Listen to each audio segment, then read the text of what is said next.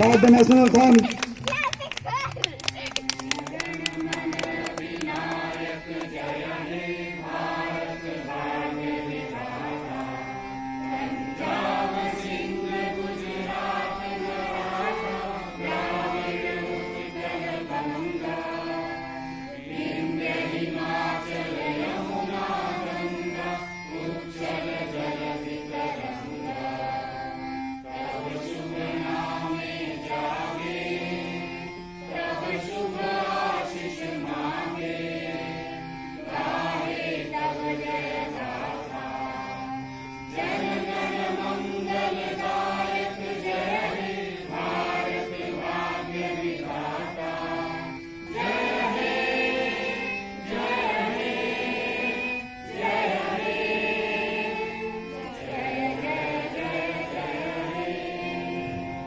भारत माता की जय।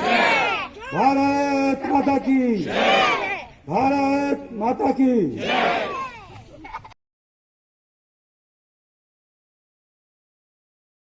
Signed and we were announced that we are independent from this day.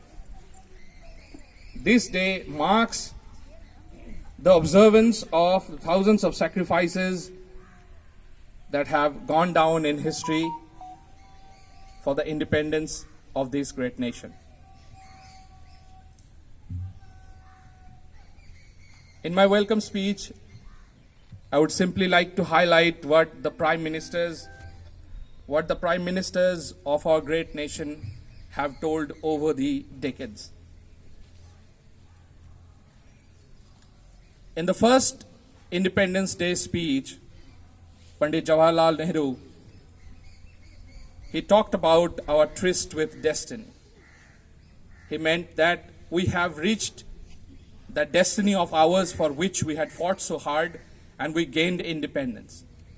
And he called on to the nation to build it a stronger one, to keep this freedom in a way that generations will believe in the motto, in the values that we have inculcated.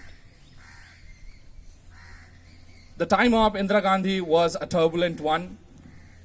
She also focused on the importance of maintaining freedom, maintaining liberty at any cost, whosoever it may be. We know that in 1971 there was a bitter fight with East Pakistan. Later on, Rajiv Gandhi also focused on the developmental aspects, moving forward simply from the idea that we have gained independence and we have to keep this independence. He focused on overall development of the country, and he talked so in his speech. Respected Prime Minister Atal Bihari Vajpayee, we know at his time we had the first testing of the atomic bomb. After that, he remarked that today we have made a history. We have started a new epoch. From these, we can understand that India has moved forward in this last 75 years, not only in terms of the developmental aspects, but also in its approach to the development. Now, generally in Independence Day speeches, you must have heard about the sacrifices made by our forefathers and how it has an impact on all of us and how we have the pledge to take it forward.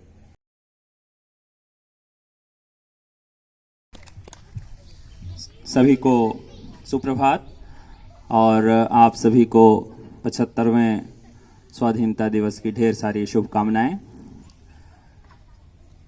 काफ़ी विस्तार पूर्वक Purnendu sir ने अपनी बातें रखी हैं। अब हम लोग अपने आज के कार्यक्रमों का प्रारंभ करेंगे और सबसे पहले हमारे विद्यार्थी पुलकित यादव से मैं आग्रह करता हूं कि वो स्टेज पर आएं और अपना भाषण प्रस्तुत करें। पुलकित।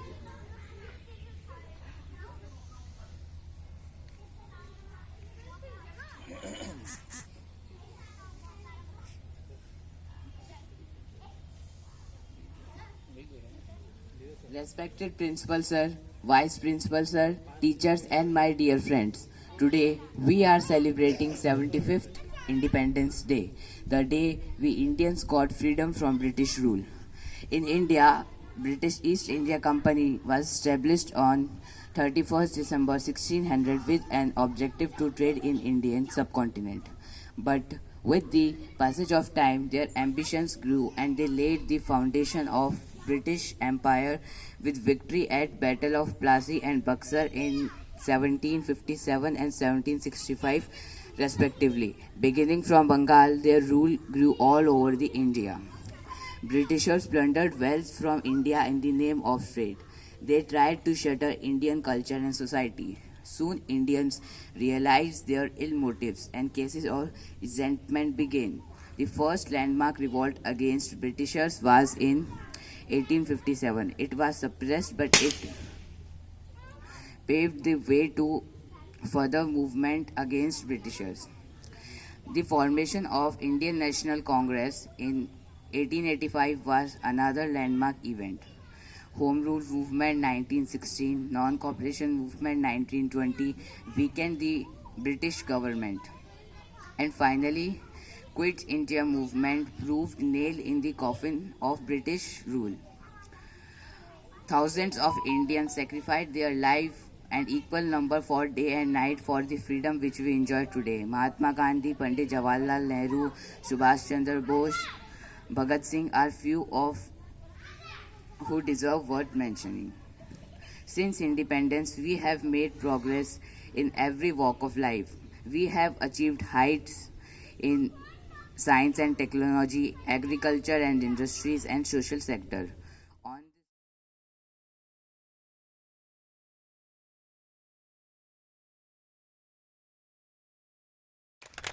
लिख रहा हूं मैं अंजाम जिसका कल आगाज आएगा, मेरे लहू का हर एक कतरा इनकलाब लाएगा। मैं रहूं ना रहूं पर ये वादा है तुमसे मेरा कि मेरे बाद वतन पर मरने वालों का सैलाब आएगा। परमादरणीय परम श्रद्धेय उप प्राचार्य महोदय, शिक्षक गण, आगंतुक गण, मैं राजेंद्र प्रसाद 75वें गणतंत्रता स्वतंत्रता दिवस की आप सभी को अनेकानेक शुभकामनाएं देता हूं और आशा करता हूं कि आने वाले समय में हमारा भारत दुनिया का सर्वश्रेष्ठ और समृद्धशाली देश बने। मैं भारत की गाथा में, भारत की गरिमा में, भारत के गौरव में मैंने कुछ पंक्तियां लिखी है कि भारत क्या है। भारत का मैंने एक छोटा सा परिचय देने की कोशिश की है। ये मेरी स्वरचित कविता है, आपको अच्छी लगेगी आशा है मेरी। तो लीजिए, प्रस्तुत है। हमारा नाम भारत है, हमारा नाम भारत है, हम शांति के रखवाले। हमारा नाम भारत है, हम शांति के रखवाले। हम धर्मराजों की धरती, धर्मवीरों की धरा है। हम धर्मराजों की धरती, धर्मवीरों की धरा है। जहाँ पर बहती है गंगा, जहाँ पर बहती है गंगा, हम वो पवित्र वसुंधरा है। जहाँ पर जन्म लेने को देवता रहते हो आतुर, जहाँ पर जन्म लेने को देवता रहते हो आतुर, हम वो देव तुल्य स्वर्ग सी वसुधा है। हम वो देव तुल्य स्वर्ग सी वो वसुधा है। अहिंसा के पुजारी है, अहिंसा के पुजारी है, युद्ध हम कर नहीं सकते। अहिंसा के पुजारी है, युद्ध हम कर नहीं सकते। मगर कोई जो ललकारे, पीछे हट नहीं सकते, पीछे हट नहीं सकते। हमारा नाम भारत है, हम शांति के रखवाले। हम धर्मराजों की धरती, धर्मवीरों की धरा है। जहाँ पर बहती है गंगा, हम वो पवित्र वसुंधरा हैं। हमारी शान तिरंगा है, हमारा मान तिरंगा है। हमारी शान तिरंगा है, हमारा मान तिरंगा है। शहीदों के लहू से रंगा यह जान है मेरी, शहीदों के लहू से रंगा यह जान है मेरी। सदियों के बाद मिली यह सम्मान है मेरी, शहीदों के लहू से रंगा यह जान है मेरी। सदियों के बाद मिली यह सम्मान है मेरी। किसी ने एक छींटे भी लहू के मारे जो इस पर, किसी ने एक छींटे भी लहू के मारे जो इस पर, किसी ने एक छींटे भी लहू के मारे जो इस पर। हम उसको मिटा देंगे, गर जो आन पर आए तो हम धूल चटा देंगे, गर जो आन पर आए तो हम धूल चटा देंगे। हमारा नाम भारत है, हम शांति के रखवाले। हम धर्मराजों की धरती, धर्मवीरों की धरा है। किसानों जवानों विज्ञानों की धरती, किसानों जवानों विज्ञानों की धरती कभी यह रुक नहीं सकती। किसानों जवानों विज्ञानों की धरती कभी यह रुक नहीं सकती। जब अब अबला भी सबला बनकर सीमाओं पर डटी रहती। किसानों जवानों विज्ञानों की धरती कभी यह रुक नहीं सकती। जब अब अबला भी सबला बनकर सीमाओं पर डटी रहती। उस भारत माँ की आंचल अब कभी सूनी हो नहीं सकती, उस भारत माँ की आंचल अब कभी सूनी हो नहीं सकती। जिसके 0.0 के सहारे आगे है दुनिया, जिसके 0.0 के सहारे आगे है दुनिया, वो अब पीछे रह नहीं सकता। यह वो तीर्थ स्थल है जहाँ गाई जाती है, यह वो तीर्थ स्थल है जहाँ गाई जाती है महावीर बुद्ध और राम की गाथा, महावीर बुद्ध और राम की गाथा। हमारा नाम भारत है, हम शांति के रखवाले। हम धर्मराजों की धरती, धर्मवीरों की धरा है। अनेकता में एकता हमारी संस्कृति है, अनेकता में एकता हमारी संस्कृति है। जो बढ़ाए हाथ दोस्ती का वह मेरी प्रकृति है। अनेकता में एकता हमारी संस्कृति है, जो बढ़ाए हाथ दोस्ती का यह मेरा प्रकृति है। हम लोकतंत्र के पुजारी, आज़ादी चाह है मेरी। हम लोकतंत्र के पुजारी, आज़ादी चाह है मेरी। जहाँ पल पल चुनौती हो वही तो राह है मेरी, जहाँ पल पल चुनौती हो वही तो राह है मेरी। कोई राह से भटकाए ऐसा हो नहीं सकता, कोई राह से भटकाए ऐसा हो नहीं सकता। जिसकी चाह हो ऐसी वो पल में है नपता, जिसकी चाह हो ऐसी वो पल में है नपता। हमारा नाम भारत है, हम शांति के रखवाले। धर्मराजों की धरती, धर्मवीरों की धरा है। जहाँ पर बहती हो गंगा, हम वो पवित्र वसुंधरा हैं। गांधी के सत्य, सुभाष के लहू, पटेल के लोहे है हम। गांधी के सत्य, सुभाष के लहू, पटेल के लोहे है हम। दुनिया को पता है हम किसी से है नहीं कम, दुनिया को पता है हम किसी से है नहीं कम। चलकर गुट निरपेक्ष की नीति, दुनिया को युद्ध से बचा लाया। चलकर गुट निरपेक्ष की नीति, दुनिया को युद्ध से बचा लाया। अहिंसा के पुजारी हम, शांति हमने ही सिखलाया। अहिंसा के पुजारी हम, शांति हमने ही सिखलाया। हमारा नाम भारत है, हम शांति के रखवाले। हम धर्मराजों की धरती, धर्मवीरों की धरा है।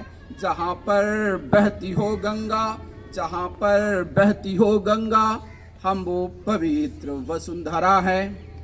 जिसके सर हिमालय के जैसी हो ऊंची, जिसके सर हिमालय के जैसे हो ऊंची, जिसके चरण खुद सागर पखारते हों, जिसके सर हिमालय के जैसी हो ऊंची, जिसके चरण खुद सागर पखारते हों, जहाँ मिट्टी उगलती हो सोना, जहाँ मिट्टी उगलती हो सोना, जहाँ मौसम मचलता हो, जहाँ मिट्टी उगलती हो सोना, जहाँ मौसम मचलता हो, जहाँ धर्म जाति एक साथ रहते हों, जहाँ पर धर्म जाति एक साथ रहते हों, जहाँ हर दिन एक पर्व मनता हो, जहाँ धर्म जाति एक साथ रहते हों, जहाँ हर दिन एक पर्व मनता हो, वो भारत कभी भी टूट नहीं सकता, वो भारत कभी भी टूट नहीं सकता। विकास के पथ पर निरंतर चलता जाएगा, ये कभी रुक नहीं सकता। हमारा नाम भारत है, हम शांति के रखवाले, हम धर्मराजों की धरती, धर्मवीरों की धरा है। जहाँ पर बहती हो गंगा, जहाँ पर बहती हो गंगा, हम वो पवित्र वसुंधरा है, हम वो पवित्र वसुंधरा है, हम वो पवित्र वसुंधरा है। धन्यवाद। जय Hind. Another round of applause for Rajendra Prasad sir. For all our viewers.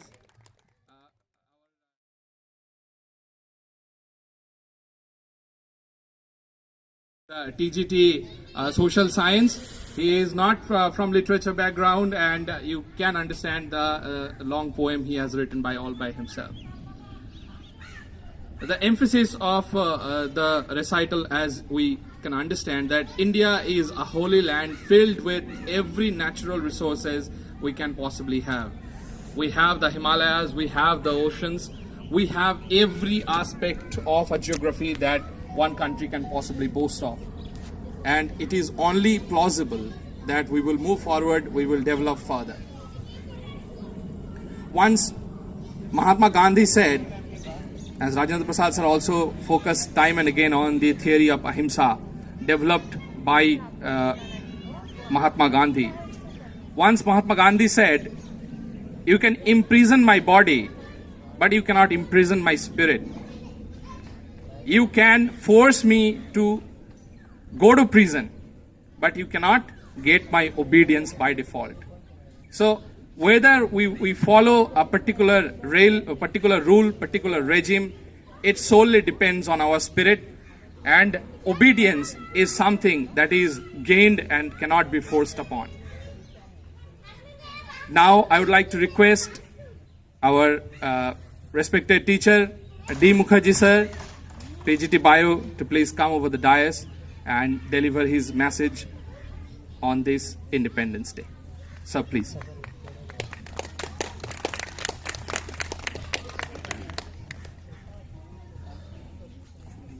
Good morning. Honorable Vice Principal sir, my learned colleagues, the galaxies of excellence of the Kendriya Vidyalaya Sangathan, and my dear students. Today is our 75th Independence Day. This Independence Day marks the end of the British rule in India on the 15th August 1947 and the establishment of free and independent Indian nation. This Independence Day also marks the tragic partition of the Indian subcontinent into two free dominions.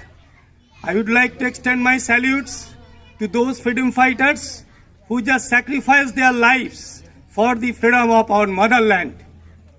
In these perspectives, our place, Kachrapada, have immense significance.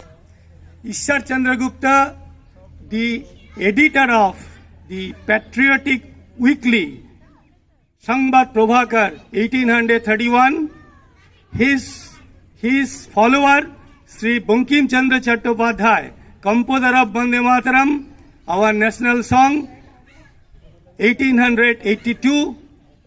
Sri Dinabandhu Mitra, the writer of this Neel Darpan, the mirror of the indigo planters, expressing the exploitation of indigo farmers, and Rani Rashmani, the founder of the Dakshineshwar temple, and who constantly extending the resistance against the aggressive principle of the British East India Company in then India. These four great personalities, those who awakened the nationalism on the onset of the 19th century in the all over the India, they are the son of the soil of our Kachrapada, the then Kachrapalli and its adjoining area. Ishwar Chandragupta belongs from the Kachrapada, Sri Bankim Chandra Chattopadhyay from the adjacent Kathalpada Noihati, and the Dinabandhu Mitra belongs to the Chaubedia village adjacent to the Bada Jaguli present, and Rani Rashmani from Hali Shahar. My heartfelt tributes to this great nationalist. Let us discuss the socio-economic and political scenario at the onset of a 18th century and the invasion of the British East India Company in that scenario. The pre-independent India had flourishing economy based on the agriculture, textiles, handicrafts and the precious stones. This quality of the workmanship based on our agriculture, textile, handicrafts as well as the precious stone was very high and occupied the worldwide demand of the Indian products. Simultaneously, our silk, our cotton, our sugar and our spices made India the richest country of the world. Even the economic growth, the growth of a GDP at the time exceeding the GDP growth of last 1,500 years. Mughal India would like to be producing about the 25% of the world's industrial output. But the British policy was to turn India into the exporter of the raw materials and the consumer of the finished goods. How did it happen? The decisive victory of British East India Company in the Battle of Plassey on the 23rd June 1757 made the British East India Company the master of Bengal, that is Diwan. They got the sole authority to collect the revenues from the entire the Bengal province. And the revenue would like to not only help them to generate their own army, but also to finance the war to other part of countries and abroad. So the steps from the trade to territory. Simultaneously, two important policies adopted by the then British East India Company: establishment of their own mint in Kolkata in the 1757 and simultaneously demonetization. These two aspects results the no trade in the market, demonetized economy, abolition of the Dadni system, introduction of the Izaradari system in the 1773, and finally the composite contract agriculture. This ultimately resulted demonetized market, disoriented traders, destructed agriculture, accompanying the severe smallpox endemic in that scenario. Simultaneously, contact looting. They are telling purchasing, but it has been proved that the purchasing less, looting more, the grains for their private armies. And these companies, private servants, monopoly on the grains and accompanying severe drought throughout the year results Great Bengal famine. Ultimately, it is a second step from the threat to territory. And in this way, Battle of Plassey marks the beginning of the political hegemony of British East India Company in India at the time. But ways were not so easy. Did our forefathers accepted this being company's rule? Never. There was a protest, battles after battles, bloodsheds after bloodsheds.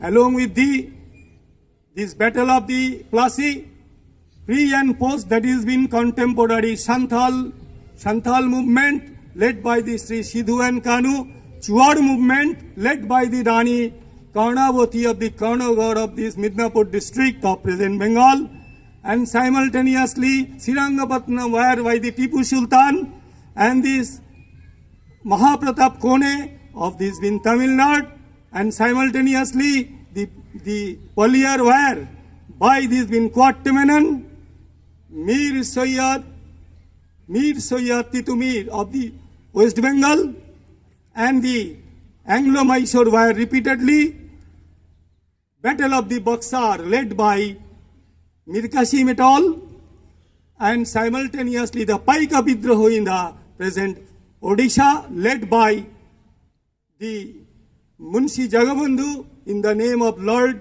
Jagannath, and ultimately the Sipahi mutiny in the year 1857.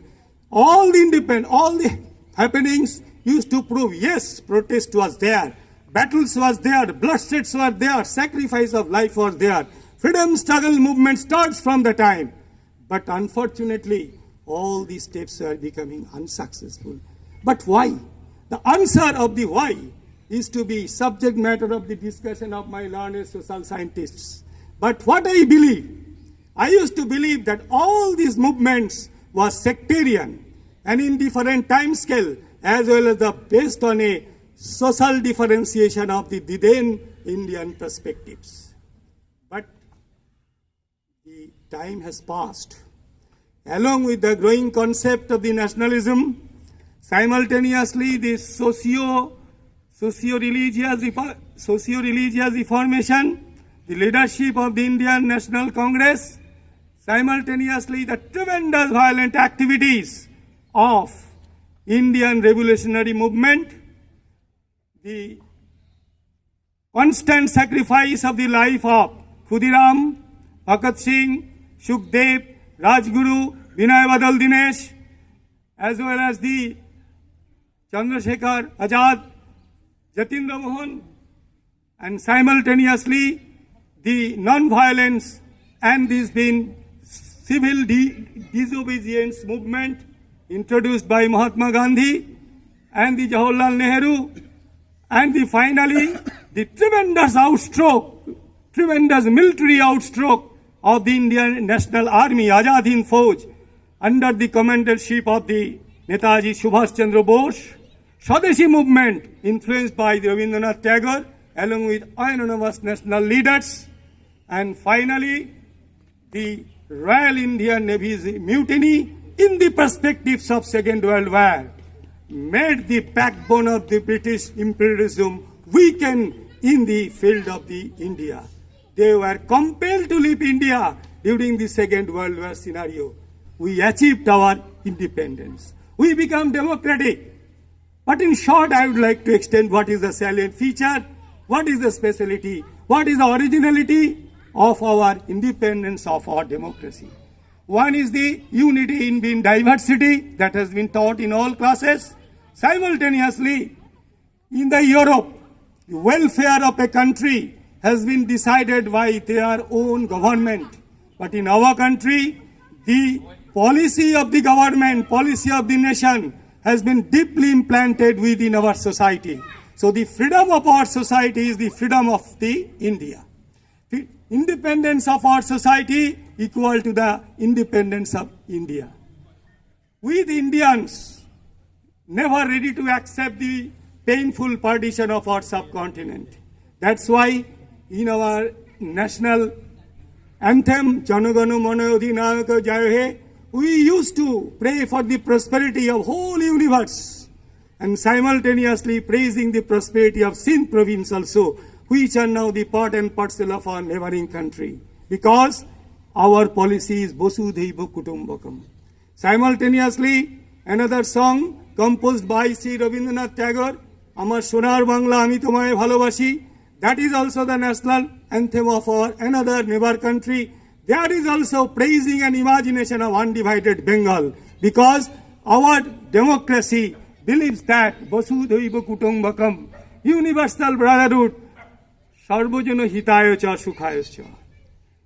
We are very much proud for the election system of our country based on our democracy, and our government, our national policy, movement, all sorts of activities are being decided by the citizens' vote of our country. We are very much proud for all. The present India never ready to accept the British divide and the rule policy, implementing the communalism, as well as the social injustice, social inequality, and the social injustice, differences between the poor and rich in the pre-Ambedkar period. But now our government has been successfully implemented the reservation policy, and the Shastro Sathi, Jan Dhan Prakalp, beautiful health scheme, Kanyashree, all these projects, as well as the Ujala gas bin, Ayushman Bharat, all are the social face of our Indian democracy. Even what is the backbone of our democracy? Our democracy backbone is our Atma Shakti, self-reliance, women empowerment.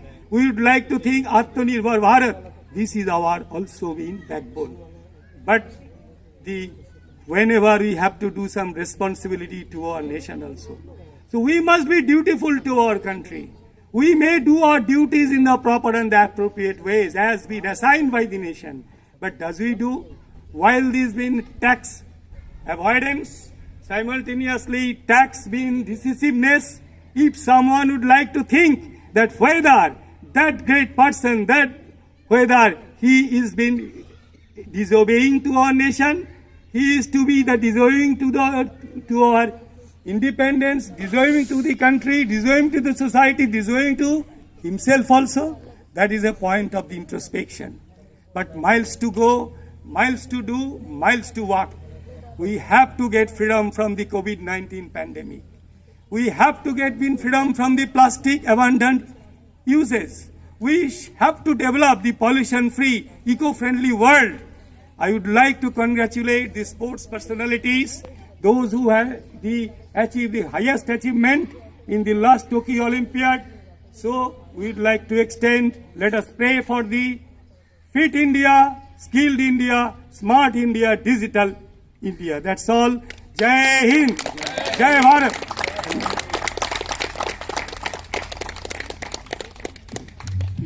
Speechless. Sir, my heartfelt gratitude for that speech. It encompasses every single aspect from history to modern history and to what we are looking for in the future. Sir, very beautifully presented, and we are very happy that this has been recorded, that from years and years on, I would still be listening to this thing, and it will be an inspiration for generations. Now, without further ado, I would like to request our music madam to please come on stage and present us a beautiful song on this auspicious occasion. Madam, please.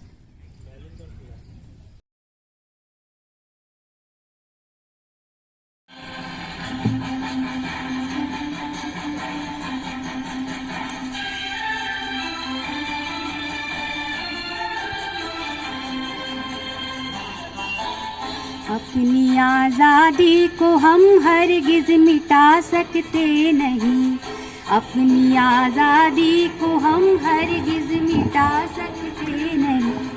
Sir कटा सकते हैं लेकिन sir झुका सकते नहीं, sir झुका सकते नहीं। हमने सदियों में ये आज़ादी की नेमत पाई है, नेमत पाई है। सैकड़ों कुर्बानियाँ देकर ये दौलत पाई है। मुस्कुरा कर खाई है सीनों पे अपने गोलियां। इतने वीरानों से गुजरे हैं तो जन्नत पाई है। खाक में हम अपनी इज्जत को मिला सकते नहीं, अपनी आज़ादी को हम हरगिज़ मिटा सकते नहीं।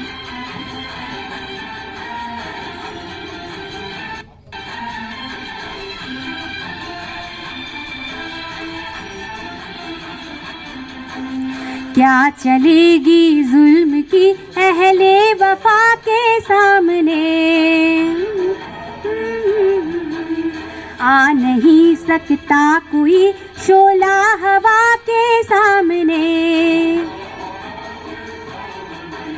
लाख फौजें लेके आए अमन का दुश्मन कोई, फौजें लेके आए अमन का दुश्मन कोई, रुक नहीं सकता हमारे एकता के सामने। हम वो पत्थर है जिसे दुश्मन हिला सकते नहीं, अपनी आज़ादी को हम हरगिज़ मिटा सकते नहीं। सर कटा सकते हैं लेकिन सर झुका सकते नहीं, सर झुका सकते नहीं।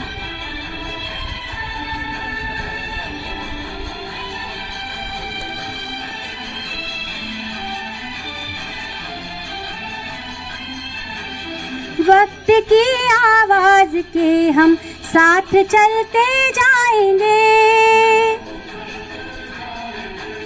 हर कदम पर जिंदगी का रुख बदलते जाएंगे।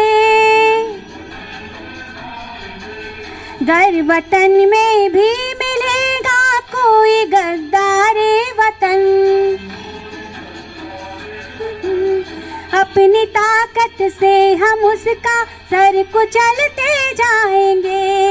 एक धोखा खा चुके हैं और खा सकते नहीं, अपनी आज़ादी को हम हरगिज़ टा सकते नहीं।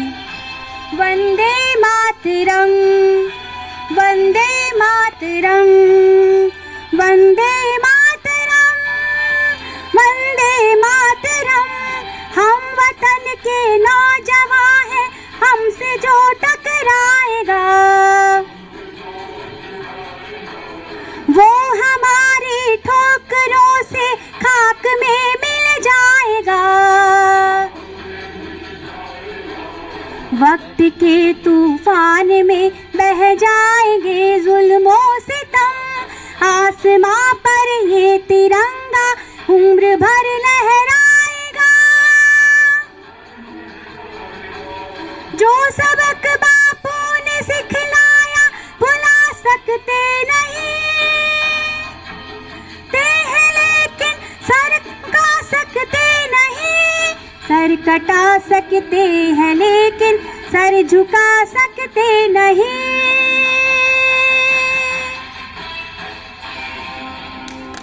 जय हिंद, भारत माता की जय। Happy independence day to you all.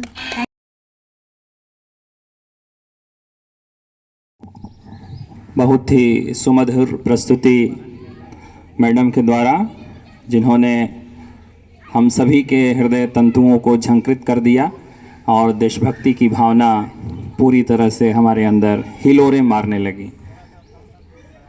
तो एक बार फिर से बहुत बहुत धन्यवाद और ढेर सारी तालियां मैडम के लिए, इस सुमधुर प्रस्तुति के लिए। अब मैं कार्यक्रम को आगे बढ़ाते हुए आज के मुख्य अतिथि उप प्राचार्य श्री केदार सिंह सर से आग्रह करूंगा कि वो आएँ और अपना संदेश हम सभी को दें। सर।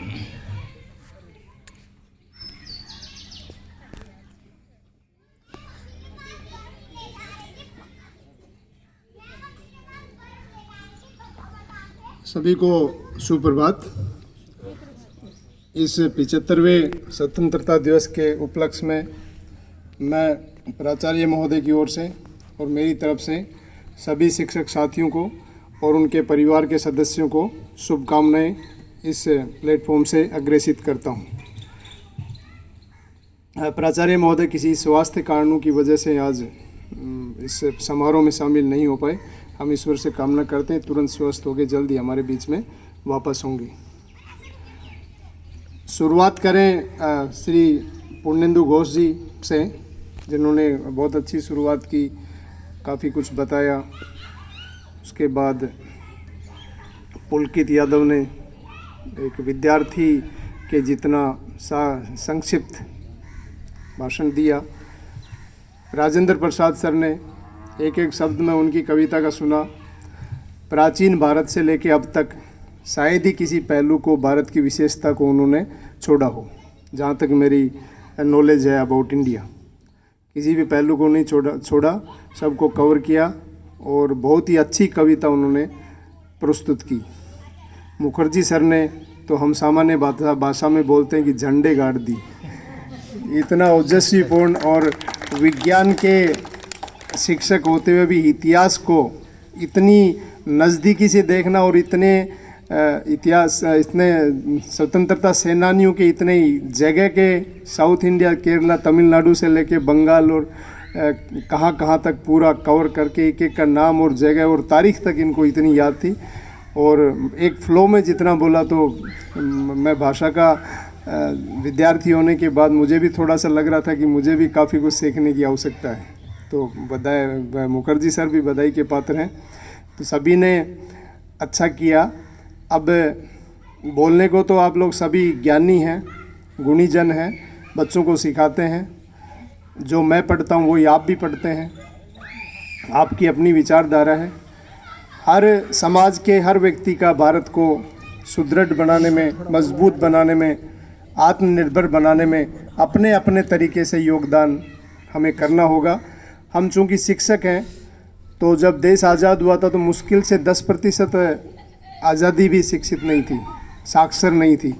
उसके बाद में कितना हमने प्रोग्रेस की।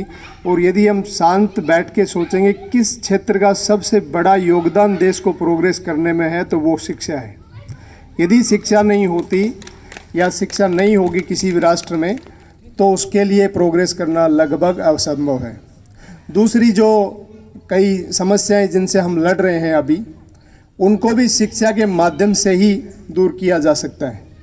चूँकि हमारा देश सदियों तक एक अलग तरीके से चलता रहा। अशोक के समय में, गुप्ता मौर्य एम्पायर में, उस समय परिस्थितियाँ क्या थी, इतिहासकार बताते हैं कि भाई अपना कंधार से लेकर और कन्याकुमारी और श्रीलंका तक पूरा भारत एक था, पूरा जो इंडियन सब कॉन्टिनेंट एक था। उस समय परिस्थितियाँ क्या थी, क्या नहीं थी, कितने लोग पढ़े थे, क्या थी, वो हमें नहीं पता। उस समय का ज़्यादा हम नहीं बता सकते। लेकिन अब जो है बिल्कुल परिस्थितियाँ अलग हैं। और जब परिस्थितियाँ बदलती हैं, संक्रमण काल का जब समय आता है, तो उसमें सबसे ज़्यादा समस्याएँ आती हैं। अब हर इंसान पढ़ने लगा है, इतिहास की अपने हिसाब से व्याख्या करने लगा है, और भी जो दूसरे तथ्य उनकी अपने हिसाब से व्याख्या करने लगा है। तो ये समय ऐसा है कि कुछ ना कुछ भूचाल समाज के अंदर आता ही है। लेकिन एक इसका अच्छा ये है कि हम एज दिस इंडियंस, हम सब लोग यूनाइटेड हैं।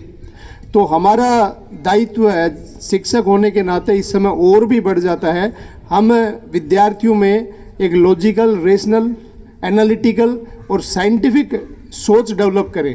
किसी भी तथ्य को वैज्ञानिक दृष्टिकोण से एनालिसिस उसका करें, तो उसके बाद में तभी वो एक अच्छे नागरिक बन पाएंगे। और भारत की प्रोग्रेस करने में हम इसी तरीके से अपना सबसे अच्छा योगदान दे सकते हैं। यदि हमारा पढ़ा विद्यार्थी वैज्ञानिक भी बनता है तो उसका दृष्टिकोण एक अच्छा होगा, सैनिक बनता है तो उसमें भी देशभक्ति की भावना भरी होगी। तो इस तरीके से हम अपना दायित्व पूरा कर सकते हैं। सभी को मैं एक बार बहुत पूरा इतिहास भी वो मैं पुनः दोहराता हूँ कि सभी को आपको पता है। और छोटी छोटी घटनाएं उस समय, आज़ादी के समय जितने भी लोग थे जो ब्रिटिशर्स के समर्थन में नहीं थे, उनको छोड़ के मैं मानता हूँ कि हर व्यक्ति का योगदान आज़ादी में कुछ ना कुछ था। आज़ादी के दीवानों को जो रैलियों में जाते थे, लोग खाना खिलाते थे, लुइस फिशर ने बुक लिखी है the life of Mahatma Gandhi. 12वीं कक्षा में उसका एक पार्ट चलता है इंडिगो। उस लेसन में कहीं लिखा है कि प्रोफेसर मलकानी प्रोफेसर मलकानी को जब महात्मा गांधी को रोकते हैं, वो अपने घर में रखते हैं, तो उसमें लिखा है कि मेरे जैसे व्यक्ति को उन्होंने शरण दी या रहने के लिए जगह दी। इसका मतलब उस समय जो भी अंग्रेज़ों के खिलाफ बोलता था, उसको यदि आप प्यार से बोल रहे हैं या उसकी किसी भी सूरत में मदद कर रहे हैं तो आप अंग्रेज़ों के दुश्मन हो। अब गांधी जी का तो सीधा अंग्रेज़, क्योंकि उनके पीछे तो बहुत बड़ी जनसंख्या थी, एक अंतर्राष्ट्रीय व्यक्तित्व बन चुके थे गांधी जी, तो उनको सीधा कुछ करना मुश्किल था। लेकिन कोई छोटा मोटा आदमी अपने जैसा उनकी मदद करता तो उसको तो ब्रिटिशर्स परेशान कर ही सकते थे। तो मैं कहने का मतलब ये कि उस समय जिसने भी किसी न किसी रूप में यदि खाना भी खिलाया किसी क्रांतिकारी को, पैसे से भी मदद की, या उसके बारे में बताया नहीं अंग्रेज़ों को कि कहाँ छुपा है, तो मैं तो उस व्यक्ति का भी बहुत बड़ा योगदान देश की आज़ादी में मानता हूँ। हमारे दादाजी थे तो दादी कभी कभी बताती थी, जब ये प्रभात फेरियाँ इस तरीके से निकलता था या इस तरीके का कोई छोटा मोटा आंदोलन या भीड़ इकट्ठी करनी होती थी किसी पास के कस्बे में, तो दादाजी कभी जाते थे तो नींद हराम हो जाती थी कि पता नहीं क्या होगा। एक अलग सा खौफ का साया दिमाग में रहता था। उतना तो अब जब युद्ध होता है तो सैनिक जब बॉर्डर पे जाता तो उस समय भी उतना डर नहीं लगता। तो एक अजीब सा खौफ दिमाग में अंग्रेज़ों ने भारतीयों के दिल में भरा हुआ था, और उसी वही खौफ जो है उसका उनको भगाने में भी बहुत सहायक साबित हुआ। तो मेरा कहने का मतलब है कि जो भी उस समय रहे लोग, उनका हमें तहे दिल से शुक्रगुजार रहना है। और उनके जो ड्रीम्स थे, उनके जो सपने थे, क्यों लड़े वो लोग, क्यों मरे, क्यों अपने जीवन का बलिदान किया। हर जीव जंतु को, हर प्राणी को, सब हम सांप को भी मारने दौड़ते हैं तो अपनी जान बचाने के लिए भागता है। मेंढक के पीछे आप दौड़िए, वो भी अपनी जान बचाता है। और वो लोग अपनी जान को लेके देश को आज़ाद कराने के लिए चले आए। उनको पता है मैं जो आज़ादी का सुख नहीं देख पाऊंगा, अपनी जान दे रहा है कि मुझे तो देखना नहीं सुख आज़ादी का, क्यों उतने इतना सुप्रीम सेक्रीफाइस किया। इस प्रश्न को हम अपने जहन में लाएं, क्यों लोगों ने इतना किया। तो उसको मेंटेन करते हुए, उनकी भावनाओं की, उनके सेक्रीफाइस का सम्मान करते हुए हमें भारतीयों को एक रहना है। अपने राष्ट्र में जिस भी तरीके से हम योगदान दे सके इसको अच्छा बनाने में, वो पूरा योगदान हमें देना है। और इतनी धूप के बावजूद भी सभी लोग बैठे हैं, ये भी एक बहुत बड़ी बात है। आज़ादी ये पहला एक मतलब एक बोल सकते हैं कि I think to be appreciated, क्योंकि आज़ादी में लोगों ने जान दी, हमने धूप को सहन किया। ये भी अपना एक अच्छा वो है। तो मैं इन्हीं शब्दों के साथ में पुनः आपको सभी को शुभकामनाएं देता हूं। और मिठाई वितरण का भी प्रोग्राम शायद उपाचार्य महोदय बड़े ही कोई बहुत बड़ी भूमिका न बांधते हुए सर ने बड़े ही सहज सरल और अपने चुटीले अंदाज में अपना संदेश हम लोगों को दिया, और काफ़ी अच्छे से ये समझाया कि हमारा देश तभी प्रगति और उन्नति के मार्ग पर आगे बढ़ सकता है जब हम जाति, धर्म, भाषा, क्षेत्र के छोटे छोटे खाकों से ऊपर उठकर सोचने लगें कि देश प्रथम है। हम अपना स्वार्थ न देखें। हम देश के लिए, देश और व्यवस्था से बहुत सारी उम्मीदें करते हैं, सरकार से। हम फंडामेंटल राइट्स की बात करते हैं, लेकिन हम में से बहुत लोग ऐसे होंगे जो फंडामेंटल ड्यूटीज़ को नहीं जानते, जो मूल कर्तव्यों को नहीं जानते। हम लोग तो शिक्षक साथी हैं, हम लोगों को इस चीज़ की जानकारी है, लेकिन इस भावना का प्रसार अपने विद्यार्थियों में करना है, क्योंकि देश के वे भावी कर्णधार हैं। अब हम लोग कार्यक्रम के अंत में मैं विद्यालय के वरिष्ठ शिक्षक श्री SP कुमार सर को आमंत्रित करूंगा धन्यवाद ज्ञापन के लिए। सर।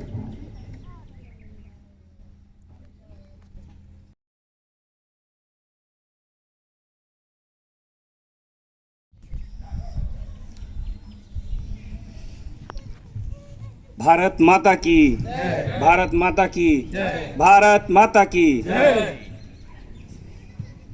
हम पंछी उन्मुक्त गगन के पिंजड़ बंध न पाएंगे। आज़ादी,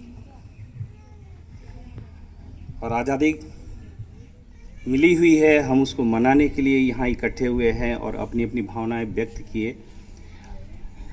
सभी को बहुत बहुत धन्यवाद कि अपने देश की आज़ादी को अक्षुण्ण रखने के लिए हम सभी एक हैं। अपने चीफ गेस्ट और विद्यालय के वाइस प्रिंसिपल सर को धन्यवाद देना चाहेंगे कि उन्होंने 2 शब्दों में इतनी अच्छी अच्छी बातें की। हम कहीं भी रहें, कहीं से रहे, किसी भी रूप में अपने देश की सेवा करें, अपने देश को आगे बढ़ाएं, ये हमें सोचना चाहिए। और साथ साथ हमें ये भी सोचना चाहिए उन महानायकों का जो हमें इस चेयर पर बैठने के लिए आज़ाद किया है उन्होंने, लेकिन खुद आज नहीं है। बहुत धन्यवाद सर। ये आह्लादित कर देता है ये सब, जब हम इसको सोचते हैं तो आपने ऐसे शब्द दिए शायद सभी को झकझोर कर रख दे और फिर अपने देश को आगे बढ़ाने के लिए अपनी भावनाओं को दूसरों को समझा करके और इसे स्मूथली आगे बढ़ाए। जैसा सर ने कहा कि जनरली हमने सुना है अंत भला तो सब भला, लेकिन आज ऐसा रहा कि शुरुआत अच्छी तो सब अच्छा हुआ। पुलेंदु सर ने जो शब्द दिए, शायद एक समा बंधा, उस समय से धूप क्या होती है ये पता नहीं चला और हम लोग आगे बढ़ते रहें। धन्यवाद सर कि आपने ऐसा ही समा बांधा। इस पेंडेमिक में हर स्वतंत्रता दिवस पर और गणतंत्र दिवस पर हमें एक शेर तो मिल ही जाता है जो विद्यार्थी के तरफ से होता है, जो है पुलकित अकेला शेर है जो हमें कम शब्दों में बहुत कुछ बतला देता है हर साल। धन्यवाद पुलकित। उसके बाद कहना ही क्या है, जहाँ डाल डाल पर सोने की चिड़िया करती है बसेरा। जहाँ हमारे एसएसटी टीचर इतिहास को पूरे लैंग्वेज में ढाल दें, जहाँ बायोलॉजी के शिक्षक इतिहास को, इकोनॉमी को इतनी सरलता से आपके सीने में रख दें, आपके मेमोरी में रख दें कि मेमोरी कार्ड कभी फुल ही नहीं होगी। ये है भारत। भारत यही है जिसे देखने की जरूरत है।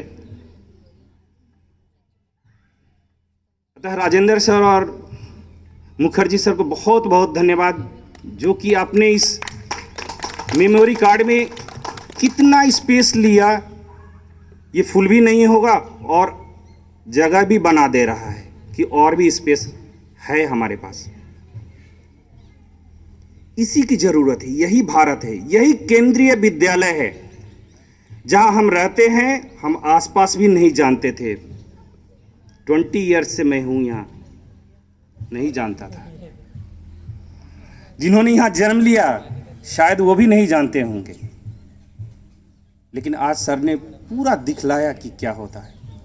क्या क्या दिखलाया सर ने? काचरा पड़ा अराउंड, अपने देश को अराउंड दिखलाया, आगे से लेकर अभी तक आ रहे हैं। व्हाट ए मेमोरी, वो तो हमारी मेमोरी में डाले। क्या मेमोरी थी, सोचिए। बिना देखे हुए मुझे लगता है कि देश के टॉप वॉइस में आज मुझे लगा कि रहना चाहिए। और मैं आग्रह करता हूं जिन्होंने इस प्रोग्राम को रिकॉर्ड किया है, सर के रिकॉर्ड को जरूर सुनाया जाए बच्चों को। मैं अपने वाइस प्रिंसिपल सर से भी आग्रह करूंगा, सर इसको जरूर नहीं, स्पेशली इनको दिखलाया जाए, स्पेशली इस वॉइस को जरूर सुनाया जाए, क्योंकि वो पूरे लंबे रहेंगे तो आप जानते हैं कोई बस आगे करते जा रहे हैं, आगे करते जा रहे हैं। ये सब वॉइस को जरूर सुनाना चाहिए कि ये हमारा केंद्रीय विद्यालय है, ये हमारा देश है। उन सभी को धन्यवाद जिन्होंने आज के प्रोग्राम में अपने को समाहित किया देश को आगे बढ़ाने के लिए। सभी को बहुत बहुत धन्यवाद। और उन्होंने जो आज ये प्रोग्राम अपनी आज़ादी, अपनी पीठ पर गोलियों के बंडल लादे हुए, अपने कंधों पर बंदूकें लादे हुए हमारी रक्षा करते हैं, उनको बहुत बहुत नमन। और जिन्होंने हमें इस जगह पहुंचाया उनको भी बहुत बहुत नमन। धन्यवाद। Thank you sir. I just have a couple of announcements.